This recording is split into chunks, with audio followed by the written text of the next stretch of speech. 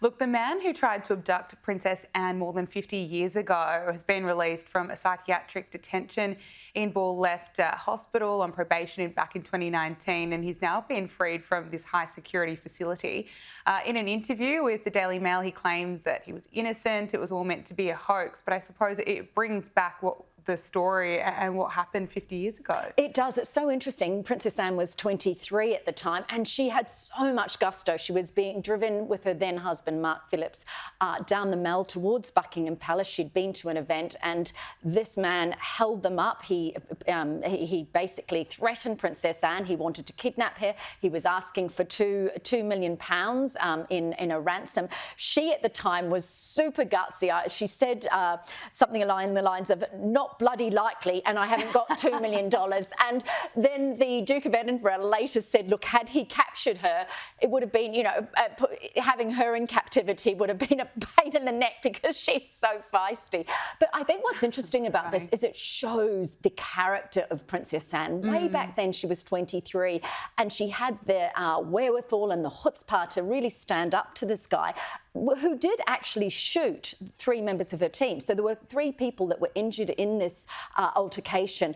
As he said, he went to prison. Her greatest concern afterwards, in the interview that she gave afterwards, that he'd ripped her blue velvet dress, which was one of her favourites. So it goes to the character of the woman. She's the most hardworking royal. She doesn't bat an eyelid at anything, and I love her gutsiness. Oh, absolutely. Yeah. No, I love that. Now, the royal family has said goodbye to one of its most treasured members. This is Queen Elizabeth's horse, Tyrone, officially retired from royal duties after working at nearly every royal occasion over the last 14 years. Now, this horse has been described as a gentle giant.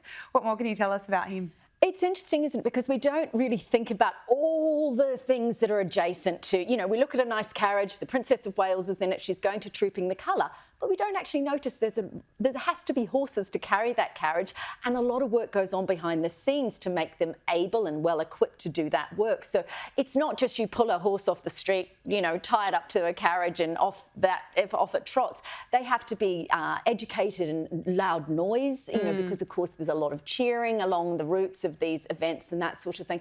And the fact that they have to absolutely trust that a loud noise will not cause a horse to bolt, because, you have members of the royal family within these carriages.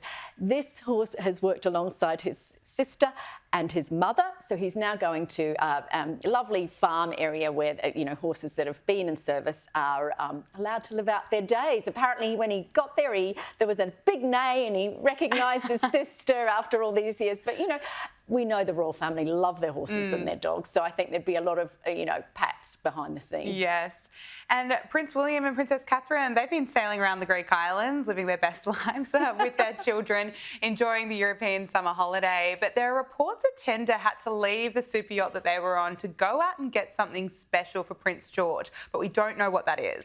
We don't know what it is, but we can assume, and the reporter that's been sent to Greece to try and find out what this was that Prince George wanted, I think has got a pretty good clue. So imagine you're on the yacht. They haven't run out of pasta. They haven't run out of curry, which is one of George and Charlotte's favourite meals.